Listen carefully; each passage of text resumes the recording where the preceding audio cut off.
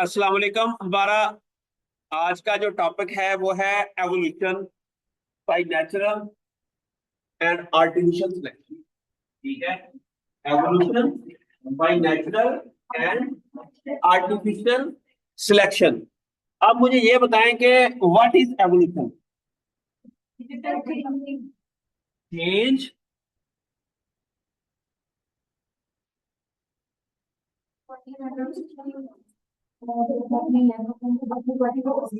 से चेंज करे over the time. Change over time with inheritance. Computer है ना, कंप्यूटर की एवोल्यूशन क्या थी? पहले वो दे ऐसे थे, वो जो हम चाइनीज वाले क्या, अबैकस। ठीक है, फिर कैलकुलेटर बने, फिर छोटे कैलकुलेटर बने, फिर बड़े कैलकुलेटर बने, फिर बड़े बड़े कंप्यूटर बने, फिर छोटे कंप्यूटर बने, फिर उससे लैपटॉप बने, लैपटॉप के बाद फिर बने मोबाइल, बने छोटे मोबाइल, बड़े बड़े बनाए, अब छोटे छोटे छोटे छोटे छोटे मोबाइल बन गए। ठीक है, अब ये इतनी ज्यादा एवोल्यूशन हुई, क्या हुई? इस तरह दुनिया की हर चीज की एवोल्यूशन होती है। आप जिंदगी के अंदर भी एवोल्यूशन आई, पहले छोटे थे अब बड़े हो रहे हैं, फिर और बड़े होना, फिर और बड़े, फिर मर जाना। ठीक है, तो दिस इज ऑल एवोल्यूशन। ये क्या है? एवोल्यूशन है, चेंज ओवर टाइम। लेकिन अगर हम बायोलॉजी में कहें change over time with inheritance, inheritance का लफ्ज आपने जरूर लगाना है। इनहेरिटेंस का मतलब है कि वो जो चेंज आई है वो अगली जनरेशन में चली जाए। वो क्या है? अगली जनरेशन में चली जाए, उसे हम क्या कहेंगे? एवोल्यूशन। ठीक है, अब इसकी डिफरेंट एग्जांपल्स है। ठीक है, अब इसमें मैं आपको बताता हूं कि फर्ज किया अ, इसकी अगर डेफिनेशन है इधर, मैं पहले वो पढ़ लूं। क्या अंडरस्टैंडिंग एवोल्यूशन क्या है कि evolution is the process in which organism changes over time through variation. अब चेंज कैसे आती है? वेरिएशन के थ्रू। अब वेरिएशन क्या होती है? Change in the DNA sequence. Change in the DNA sequence के अंदर जो चेंज आती है उसकी वजह से जो वेरिएशन आती है, और वो वेरिएशन अगर आपके सेक्स सेल्स के अंदर ट्रांसफर हो जाए और उससे वो नेक्स्ट जनरेशन में चला जाए, that is known as evolution. ठीक है, फिर अब एवोल्यूशन को अंडरस्टैंड करने के लिए मैं आपको ना कई रिसर्च एग्जांपल्स दूंगा, फिर आपको बड़े अच्छे तरीके से समझ आ जाएगी कि व्हाट इज एवोल्यूशन, नेचुरली कैसे एवोल्यूशन हो रही है, आर्टिफिशियल कैसे एवोल्यूशन हो रही है। आर्टिफिशियल को आपने एवोल्यूशन को अंडरस्टैंड करना है साइंटिफिक बेसिस के ऊपर, तो वो कैसे हम इसको स्टडी करेंगे। ठीक है, फर्ज किया हम जी, ये वाली मैं कर दूं। I have no idea. Where is this? Okay, thank you for your time. ये क्या हो गया? इसको भी कर दिया पहले। ओके, सारा डिस्टर्ब करके रख दिया लेक्चर मैंने। ठीक है, ओके। अब है कि एवोल्यूशन क्या होती है, कि एवोल्यूशन जो होती है थ्रू इनहेरिटेंस। अब एवोल्यूशन को स्टडी करने के लिए मैं आपके पास काफी मेथड्स बताऊंगा। कुछ है आर्टिफिशियल, कुछ है नेचुरल। अब आर्टिफिशियल में है कि आपका जो टोमेटो का सीड था ना, जो टोमेटो का फ्रूट, फ्रूट किसे कहते हैं? फल। फल की डेफिनेशन क्या होती है scientifically? Ripened ovary. Ripened ovary is called fruit, और ripened ovule, ripened ovule is called seed. ठीक है, अब जो टोमेटो का फ्रूट होता था नेचुरली वो बड़ा इतना छोटा सा होता था। नेचुरली जो वाइल्ड स्पीशीज आप देखें ना, वाइल्ड कौन सी होती है? जो नेचुरल ग्रो करती है। वाइल्ड क्या है? नेचुरल ग्रो करती है। वो बिल्कुल छोटा सा था, जिस तरह हमारा ये कह सकते हैं कि चेरी टोमेटो होता है, या अब चेरीज होती है, इतने इतने इतना सा था, और वो कड़वा होता था। फिर over a period of time लोगों ने क्या किया, उसके अंदर ब्रीडिंग की, क्रॉसिंग करवाई। क्रॉसिंग करवाने के बाद कुछ नेचुरल म्यूटेशंस ऐड की, कोई म्यूटेशन ब्रीडिंग करवाई। ये सारा काम करने के बाद हमारे पास एक टमाटो की वैरायटीज डेवलप हो गई जो कि जिसका साइज बड़ा है और वो भी कलरफुल भी है और कड़वा भी नहीं है, या उस तरीके से नहीं है। इसी तरह ही जो आपके बनाना थे, जो बनाना थे ना, वो पहले, आज भी है, जो वाइल्ड बनाना होते हैं ना, उस सीडेड होते हैं, क्या होते हैं, और वो उसका जायका भी कोई इतना अच्छा नहीं होता। फिर लोगों ने इसको डिफरेंट डोमेस्टिकेशन के थ्रू, ब्रीडिंग के थ्रू, एवोल्यूशनरी बायोलॉजी को स्टडी करते हुए, they generated the people they generated a banana varieties that are seedless and also has a very good taste। ठीक हो गया। तो इसे कहते हैं, इसी तरह ही लोगों ने कई ऐसी कैमल की ब्रीड बनाई, गाय की, कौ की, बफलो की, जो कि हाई मिल्क देते हैं और क्वालिटी मिल्क प्रोड्यूस करते हैं। ठीक है। उसके लिए अब ये सारी वो डिफरेंट एवोल्यूशनरी प्रोसेस के थ्रू ही मैंने कहा है। अच्छा, अब ब्रीडिंग का मतलब क्या होता है, व्हाट इज ब्रीडिंग? आपको व्हाट इज ब्रीडिंग?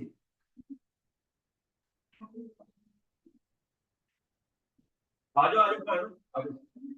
अच्छा, ब्रीडिंग क्या होती है? What is a breeding? के अंदर हम क्या करते हैं, ब्रीडिंग के अंदर नॉर्मली हम क्या करते हैं कि हम ना क्रॉस करवाते हैं दो डिफरेंट क्रॉप्स का। अच्छा, मैं आपको इस, देखो ना, आपको नहीं पता ये चीजें क्या होती है, लेकिन जब मैं आपको साइंटिफिक बेसिस के ऊपर, रिसर्च ट्रायल की बेस के ऊपर आपको समझाऊंगा ना, लॉजिकली, तो आपको समझ आ जाएगी। ठीक है। पहले आप लोगों ने एफएससी में रखा हुआ है, what is what is this, what is this, what is this, and you just don't know the concept of evolution। ये आ ही गए तो बह जाओ, दुनिया से आ ही गए तो।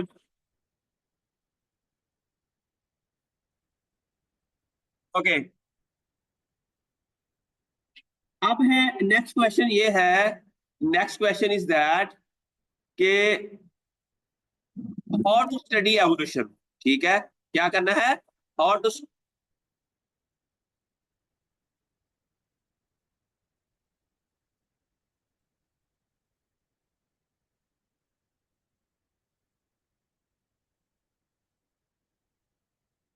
ओके, तो क्या है कि हाउ टू स्टडी एवोल्यूशन के अंदर मैं आपको ना एग्जांपल दूंगा जो कि रिसर्च बेस होंगी, जो बकायदा रिसर्च की हुई है, उससे बाद आपको समझ आएगी कि how we can study about evolution. अब ये देखे ना कि हमारे पास दो वैरायटीज हैं। फर्ज किया, एक ऐसी गाय है जिसका दूध तो अच्छा है लेकिन दूध की क्वालिटी अच्छी नहीं है। ठीक है। एक दूसरी ब्रीड है इसकी, काऊ की, जिसकी दूध की क्वालिटी अच्छी है, दूध ज्यादा नहीं है उसके अंदर। ठीक है। अब हमने उन दोनों का आपस में, एक का मेल लिया एक का फीमेल लिया और उनका आपस में क्रॉस करवा दिया। अब क्रॉस करवाने के बाद हमें जो एक नई वैरायटी मिली, जब ब्रीड मिली, उसके अंदर क्वालिटी भी अच्छी सी और दूध की क्वांटिटी भी। इसे कहते हैं ब्रीडिंग। ब्रीडिंग का मतलब है कि आपने जेनेटिक रीमिक्सिंग कर दी, जीन्स को रीमिक्सिंग कर दी, जेनेटिक मिक्सिंग कर दी, और इस तरह हमारे पास एक नई वैरायटी मिल गई, एक नई ब्रीड मिल गई, जिसके अंदर हमारा जो प्रॉब्लम था कि अब क्वालिटी क्या होगी दूध की भी, दूध के अंदर अच्छी फैट कंटेंट हो, अच्छे उसके अंदर प्रोटीन बहुत ज्यादा हो, या उसके अंदर कोई ऐसी प्रोटीन ना हो जो एलर्जन काज करती है। समझ आ गई आपको? इसी तरह ही हमारे पास दो टमाटो की वैरायटीज हैं। एक टमाटो की वैरायटी ऐसी है जो कि एक वायरस के अगेंस्ट रेजिस्टेंट है। क्या है? वायरस के अगेंस्ट रेजिस्टेंट है, और वो हाईली रेजिस्टेंट है। क्या है? हाईली रेजिस्टेंट है। ठीक है। लेकिन दूसरी वैरायटी हमारे पास है, लेकिन उसकी यील्ड कम है, लेकिन उसकी यील्ड कम है। लेकिन दूसरी वैरायटी ऐसी है जिसकी वो क्या है कि यील्ड तो ज्यादा है, लेकिन जब उसके ऊपर वायरस का अटैक आता है ना, तो वो कोलैप्स कर जाती है। फर्ज किया हमारे पास दो वैरायटीज है, ठीक है, टोमेटो की दो वैरायटीज है, एक टी टोमेटो 1, टोमेटो 2। अच्छा हमने क्या किया, कि दोनों वैरायटीज के ऊपर हमने वायरस का अटैक करवाया। किसका? हमने खुद आर्टिफिशियली इन दोनों वैरायटीज के ऊपर वायरस का अटैक करवाया, ठीक है। अब इस वैरायटी के ऊपर एक रखा कंट्रोल, जो पहली नंबर वैरायटी थी उसको रखा हमने कंट्रोल, और इसी का कुछ इसी वैरायटी के को हमने वायरस इन्फेक्शन करवाई, कुछ पौधों को वायरस इन्फेक्शन करवाई और कुछ पौधों को कंट्रोल रखा। पर इसके तीन पौधे थे जिसको कंट्रोल रखे हमने, और तीन प्लांट्स ऐसे थे जिसको वायरस का। यहां पर समझ आ रही है कि हम जब रिसर्च करते हैं तो एटलीस्ट 3 रेप्लिकेट होते हैं। रिसर्च जब हम करते हैं तो at least 3 replicate same condition 3 plants को लगाते हैं या 3 एनिमल्स को लगाते हैं, ठीक है। तो अब हमने क्या किया, सेम इसी तरह हमने दूसरी वैरायटी ली, उसको भी वायरस कंट्रोल रखा और वायरस की इंफेक्शन करवाई। तीन तीन पौधों की 1 2 3 1 2 3 1 2 3। और अब इन तीनों का कंट्रोल के अंदर जो एवरेज एवरेज किसे कहते हैं, तीनों को हमने सब किया, उसको 3 पे डिवाइड कर दिया, वो हो गया एवरेज यील्ड। कितनी आ जाएगी? Average yield. पर जो हमारी वैरायटी नंबर 1 थी ना, पर क्या इसकी तीनों की, एक की थी 50, एक की 51 और तीसरे की 49 फर्ज किया। अब इन तीनों का एवरेज क्या हो गया? 50। क्या आई यील्ड? 50, ठीक है। लेकिन जब वायरस का अटैक करवाया तो इसकी यील्ड रह गई 45। एवरेज यील्ड कितनी रह गई? अच्छा, अब इसकी जो नॉर्मल यील्ड है वो 70 है। क्या है? 70। लेकिन जब वायरस का अटैक करवाया तो ये रह गई 51। कौन सी वैरायटी वायरस रेजिस्टेंट है?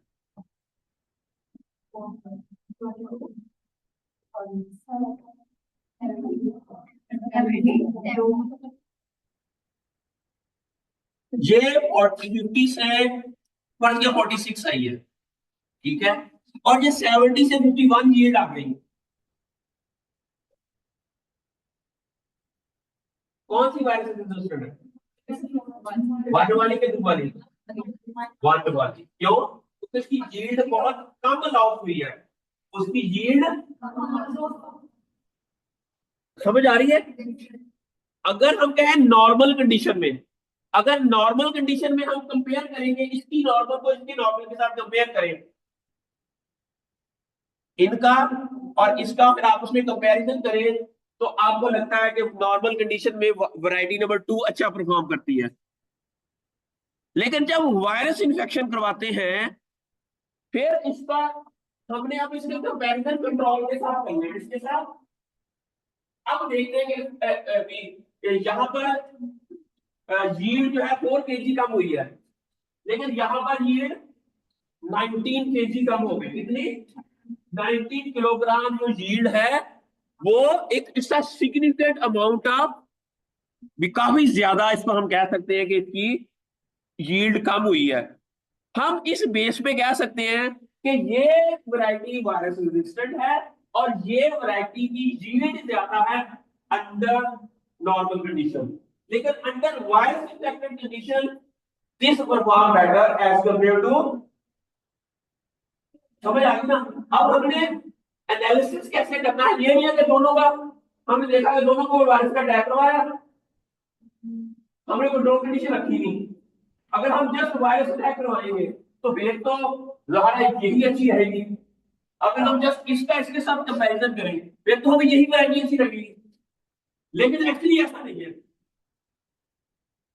हम रॉन्ग से जब हम इसका रिजल्ट लेके वैरायटी को कहेंगे तो this is wrong, this is research एक तरीके से करते हैं। क्या करते हैं?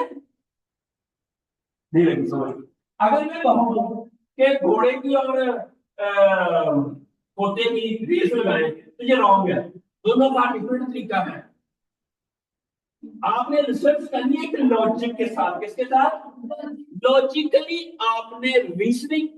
और एक तीसरी वैरायटी है हमारे पास, ठीक है, हमारे पास एक तीसरी वैरायटी है। उसके अंदर यील्ड और तरीके से आती है कि नॉर्मल कंडीशन में उसकी हो जाए 55, लेकिन जब वायरस का अटैक करवाते हैं तो 54 रह जाती है, तो हाईली वायरस रेजिस्टेंट हो गई। ये तो क्या हो गए। इसी तरह हमारे पास 100 वैरायटी है। अब हमने उसको ग्रुपिंग करनी है, 100 वैरायटीज को हमने ग्रुप बना ले 5। ग्रुप क्या बना ले, 5। एक है highly virus resistant, highly virus resistant, virus resistant, resistant. तीसरा ग्रुप क्या हो गया, रेजिस्टेंट। सुसेप्टिबल चीज आती है, हाईली सुसेप्टिबल, बहुत ज्यादा। अब हमने उन 100 वैरायटीज को ग्रुपिंग में तकसीम करना है, तो कैसे करेंगे। जस्ट एक अच्छा पे और वायरस टैग करवाने से हमें ये डाटा नहीं मिलेगा। हमें को डाटा वो अच्छा नहीं होगा। सिर्फ पौधों को, हर वैरायटी के 3 पौधों को टैग करवाया और जैसे आपस में कंपैरिजन कर लिया, तो ये एक अच्छा तरीका नहीं होगा कि कौन सी वैरायटी वायरस रेजिस्टेंट है और कौन सी वैरायटी वायरस रेजिस्टेंट। अब हम हमने क्राइटेरिया देख लिया कि कितने परसेंट यील्ड रिडक्शन हुई है, कितने परसेंट। अच्छा अब ये देखो, अगर हम इसको इसमें से माइनस करें, कितने परसेंट यील्ड रिडक्शन हुई है, 1। 1 डिवाइडेड बाय 55 मल्टीप्लाई बाय 100, तो कितने परसेंट यील्ड रिडक्शन हुई है। 100 को 55 पे डिवाइड करो,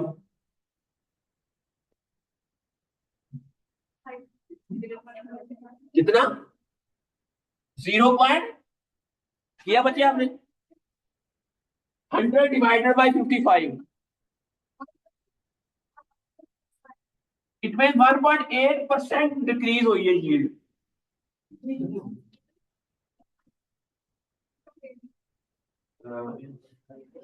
अच्छा चलिए, 1.8% यील्ड डिक्रीज हो गई।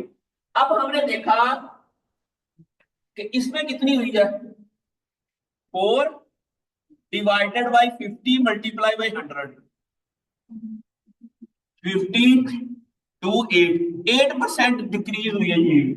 कितनी, 8%। अब इसमें कितनी हुई है, 19 डिवाइडेड बाय 70 मल्टीप्लाई बाय 100। 100 को पहले 19 से मल्टीप्लाई करो, डिवाइडेड बाय,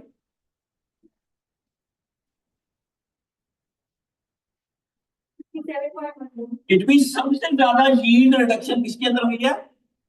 अब हम देखेंगे कि परसेंटेज। अब हमने क्राइटेरिया क्या बना दिया, percentage decrease in yield, percentage decrease in yield. अब हमने देखा कि वो तमाम वैरायटीज जिसके अंदर 1 से 5% डिक्रीज हुई है, उसको कहते हैं हाईली रेजिस्टेंट। जिसके अंदर 5 से 10% डिक्रीज हुई है, नॉर्मल रेजिस्टेंट, ठीक है, मीडियम रेजिस्टेंट कह रहे हैं इसको, क्या कहते हैं। फिर एक जिसमें 10 से 15% डिक्रीज हुई है, वो रेजिस्टेंट। जिसके अंदर 20 से 30% डिक्रीज हुई है, वो ससेप्टिबल। जिसके अंदर 50% यील्ड रिडक्शन हुई है, वो हाईली। समझ आ गई आप लोग। अब आपने ग्रुपिंग कर दी, अब आपने क्या कर दी, ग्रुपिंग कर दी, और आपको पता चल गया कि कौन सी वैरायटी ज्यादा अच्छी है और कौन सी वैरायटी। अब हमने क्रॉस करवाना है, दो वैरायटियों का क्रॉस करवाना है, या हमने एक ऐसी बल्कि इसकी नॉर्मल कंडीशन में सबसे अच्छी यील्ड है।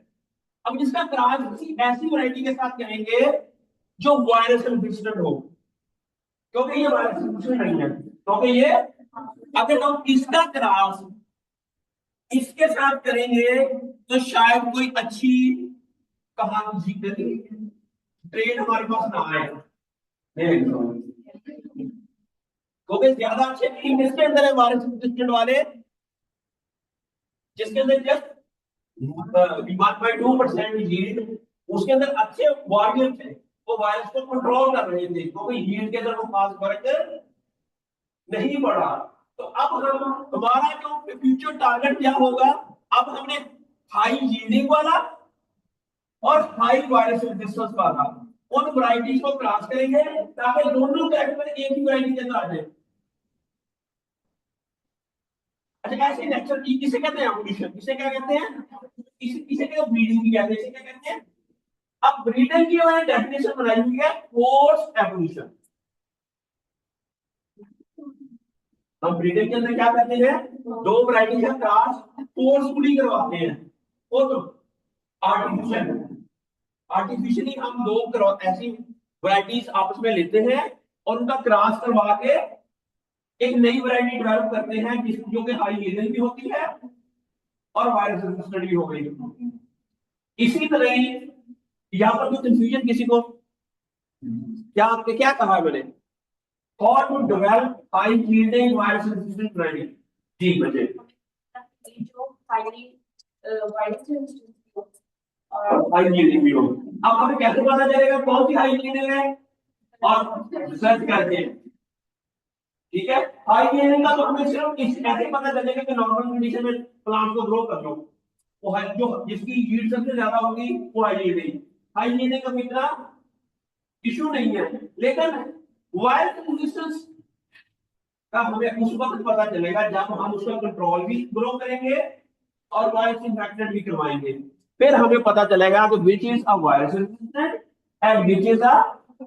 इसी तरह जो एनिमल ब्रीड करने हैं हमने, उनका भी ऐसे ही हमें पता चलेगा कि हमने उसको एक स्पेसिफिक हम चाहते हैं कि कौन सी ऐसी ब्रीड है उसको कोई वायरस का अटैक आता है, या कोई जिस तरह बफलो के अंदर पोर्टल माउथ डिजीज आती है, और इसके अलावा कई और डिजीजेस आती हैं। अब हमने देखना है उस गाय को हम वो डिजीज करवा के देखिए, फिर देखिए मिल्क कितना प्रोड्यूस होता है, कुछ तो नॉर्मल। अब जब हमें ऐसी बाहर से हमें देख रहे हैं ऐसी बफलो जिसको डिजीज है वो रहता करने तीन, और फिर एक नॉर्मल वाली उसको रहता फीड कराएं, फिर उनका कंपेरिजन करते हैं। ठीक है, तो मेरी बात की समझ आ रही है। एग्जैक्टली सेम तरह के एक्सपेरिमेंट हम एनिमल के अंदर, फिर चूहों के अंदर पब्लिक हेल्थ वाले करते हैं, चूहों के अंदर भी ऐसे करते हैं। देखते हैं कि कौन सा चूहा है, एक हमने एंटीबायोटिक चेक कर लिए हेल्थ सेक्टर के लिए, हमने देखना है कि कौन सी एंटीबायोटिक किस बैक्टीरिया के अगेंस्ट ज्यादा बेस्ट है। उसके लिए भी यही एक्सपेरिमेंट करने हैं आप लोगों ने, कुछ को एंटीबायोटिक देनी है, कुछ को नहीं देनी, फिर देखना है कितने परसेंट बैक्टीरिया की डेथ हुई है। अब जितनी ज्यादा बैक्टीरिया की डेथ हुई होगी इन दैट केस वो अच्छी होगी। नहीं लगी समझ, कितने percent decrease in bacterial colony होगी वो इतनी अच्छी एंटीबायोटिक होगी।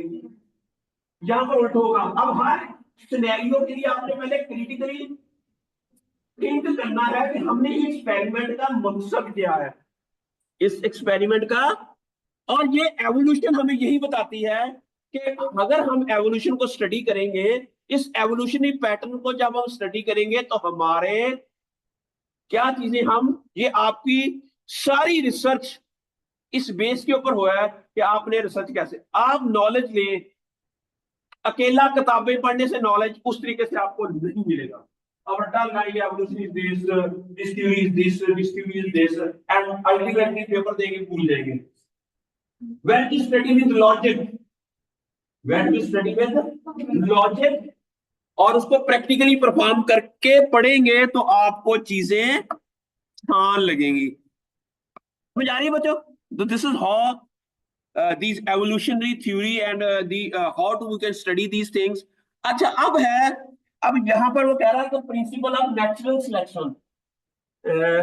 What is a natural selection, definition हो गई। तो यहां पर क्या हुआ कि evolution is a process through which organism changes over time, generation through variation, inheriting trait, survival and reproduction. ये बहुत it occurs through both natural and artificial mechanism. और एग्जांपल बात बताता हूं। अब आप बताएं, अगर आपने एवोल्यूशन को स्टडी करना है, एक और एक्सपेरिमेंट बताऊंगा, ठीक है। ये एक्सपेरिमेंट आपको समझ आ गई, ये आपको अपने लफ्जों में लिखना है। अपनी वर्डिंग में, ठीक है, और टाइप करने में भेजना है, ठीक है। आपको जो आपने ना कोशिश किया करें जो मैं पढ़ाता हूँ ना उसको अपनी लफ्जों में लिखे ताकि आपकी राइटिंग स्किल भी अच्छी हो, ठीक है। अच्छा, अब नेक्स्ट क्वेश्चन ये है, आप बताएं बच्चों, अलील क्या होता है, जीन क्या होता है? टोपे, तुम टोपे दो, दोस्तों टोपे आ रहे हो कि जीन क्या होता है?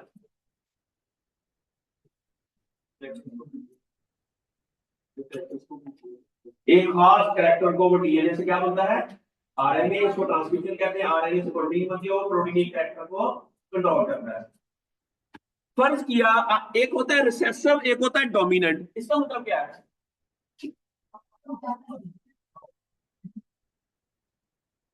जी बच्चों बताओ, what is dominant and what is recessive?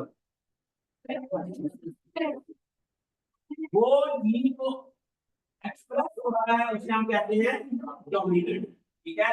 और वो जीन जो अपना एक्सप्रेशन शो नहीं करता उसे हम कहते हैं रिसेसिव। क्या कहते हैं? रिसेसिव। फर्ज किया हमारे पास एक जीन है, उसकी सीक्वेंस है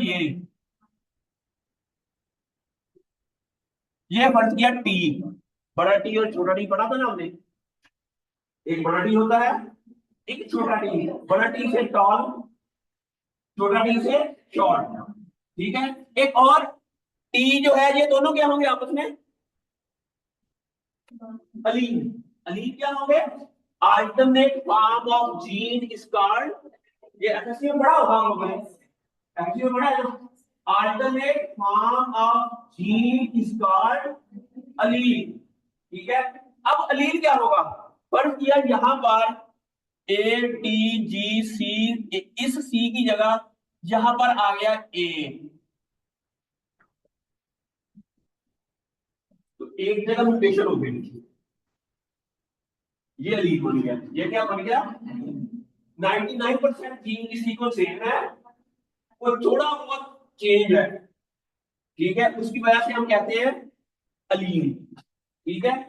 अच्छा, अब एक और म्यूटेशन आ गई इसके अंदर, फर्ज किया यहां पर सी की बजाय ए टी जी, इस सी की बजाय भी ए आ गया, लेकिन बाकी सारा ऊपर वाला है। अब इसको कहेंगे T1, क्या कहेंगे? ये तीनों भी आपस में क्या होंगे? अलील, ठीक है। अब हमारे पास एक पॉपुलेशन है, फर्ज किया हमारे पास 100 लोग हैं, 100 लोग हैं।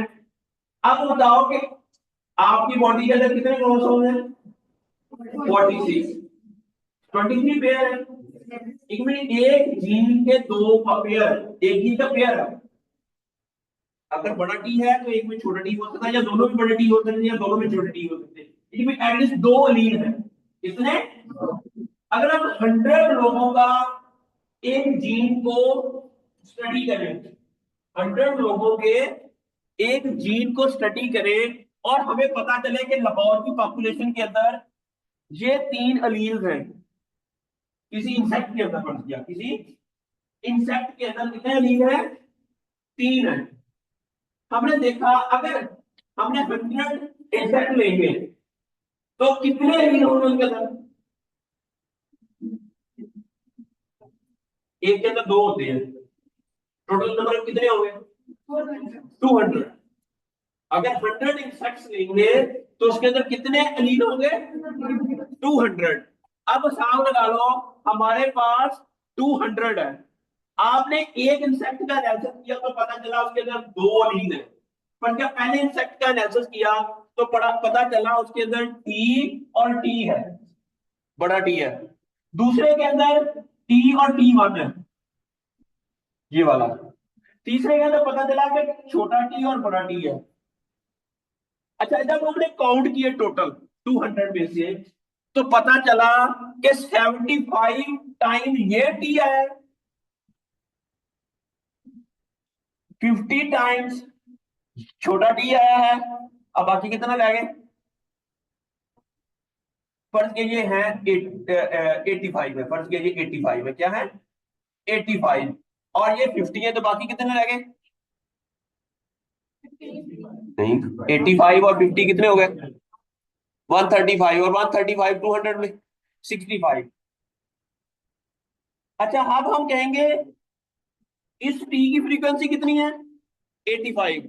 इस टी की 50। अच्छा, फ्रीक्वेंसी किसे कहते हैं? जहां पर मैं कहूँ कि इस दरवाजे में से आप लोग इस क्लास में गुजरना है, तो जितनी बार गर्ल्स इस दरवाजे में से गुजरेंगी तो हम कहेंगे यहाँ पर गर्ल्स की घुसने की फ्रीक्वेंसी ज्यादा है, ओके, लड़कियां ज्यादा है। लेकिन इधर हम लड़की का धमाका, ऐसा सारी कुड़ियां गई हम बाहर। अब फ्रीक्वेंसी किसकी ज्यादा होगी?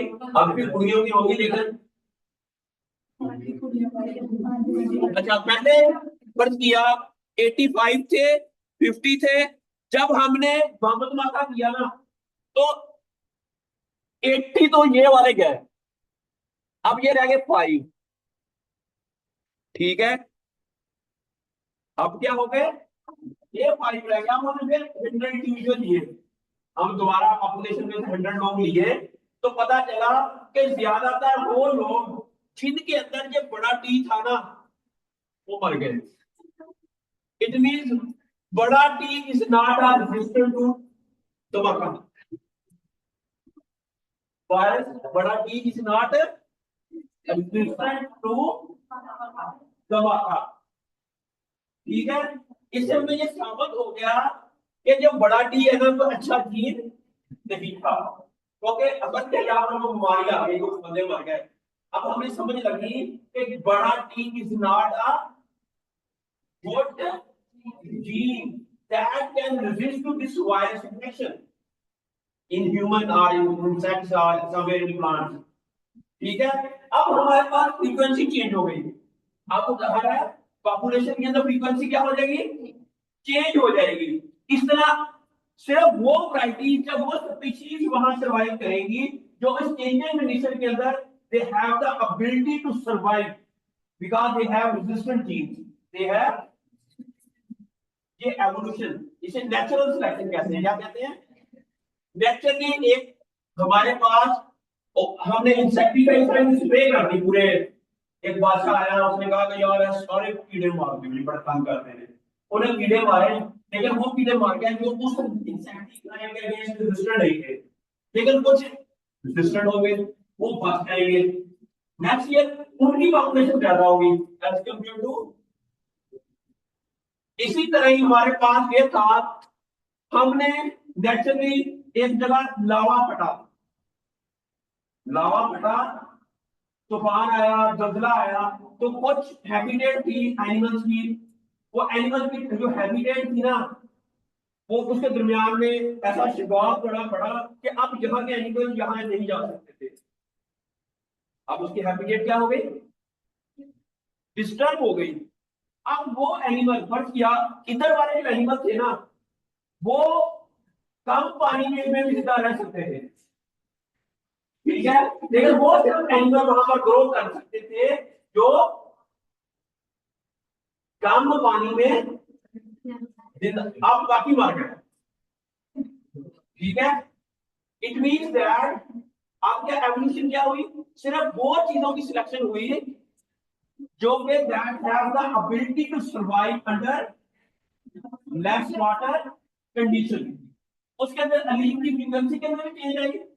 इट मीन अगर आपने हंसने वाली क्या बात है, जो तो जिससे काटी थी वो तो लिखा थी, क्या नाम है तेरा? जैनब। अच्छा, आप जैनब अकेली बात की सारी से नहीं आई, तो अब क्या होगा? क्या होगा जैनब? बात में आपको एवोल्यूशन को स्टडी करना है, तो एवोल्यूशनरी पैटर्न्स, एवोल्यूशनरी बिहेवियर, उसके लिए आपको ये चीजें जो मैंने बताई हैं, क्योंकि पब्लिक हेल्थ से रिलेटेड है हम लोगों का काम, या आपके बड़ा काम है। मैंने जो आज मैंने लेक्चर बताया ना, ये एक स्पेसिफिक इलाके के अंदर, तो ये डेंगू वायरस से लाहौर ज्यादा अफेक्ट होता है एज कम्पेयर टू फैसलाबाद। तो हमें ये पता लगना पड़ेगा कि इनका जीन क्या है, इनकी जीन के अंदर अलीन की फ्रीक्वेंसी क्या है, कौन सी ऐसी जीन है जो लाहौर की पॉपुलेशन के अंदर है कि वे बड़ी जल्दी बीमार पड़ जाते हैं, लेकिन गिलगित बल्तिस्तान के लोगों को कुछ नहीं होता। ठीक है। और पेशावर के लोगों को भी कुछ नहीं होता, लेकिन लाहौर वाले फ्रेंच। ठीक है। तो वाई, अब आपने इसकी लॉजिक तलाश करनी है, क्या करनी है? Why there is not a that disease common in that area of the world? So what you will study that through experiment, research और data। किससे? डाटा कलेक्ट करोगे, उस डाटे को फिर एनालाइज करोगे, फिर हमारे पास एक इंफॉर्मेशन आएगी और वो इंफॉर्मेशन हमें बताएगी कि वाई, समझ आ रही है कि why there is a resistance, this population is highly resistant to. ठीक है। अगर कुछ बच्चे हैं जिनको डांटे लेकिन असर ना हो, हम उसको कहेंगे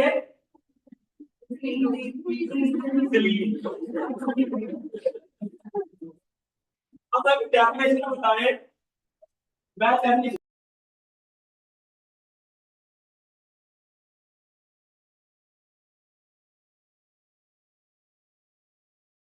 Natural selection is a fundamental mechanism of evolution characterized by its role in shaping biodiversity within ecosystems.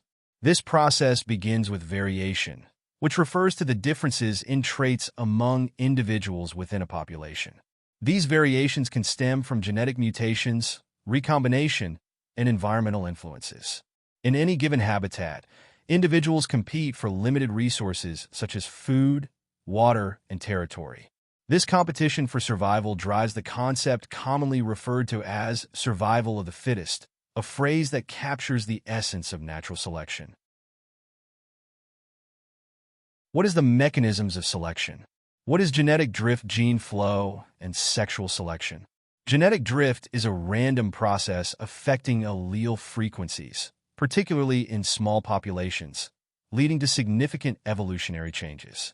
Gene flow involves the transfer of genetic material between populations, increasing genetic diversity and influencing evolutionary trajectories. Sexual selection occurs when individuals with certain inherited traits are more likely to obtain mates, impacting reproductive success. Artificial selection, frequently described as selective breeding, represents a powerful manifestation of human influence on the evolutionary process. Unlike natural selection, where environmental pressures drive evolutionary changes, artificial selection occurs when humans consciously choose specific traits for propagation in plants and animals. This method has been employed for millennia, resulting in significant alterations within various species. For instance, crops such as wheat and maize have undergone extensive selective breeding, yielding varieties with enhanced yield, resilience, and nutritional value. Similar practices have transformed domesticated animals, leading to a diverse array of dog breeds, livestock, and companion animals, each carefully bred for particular characteristics.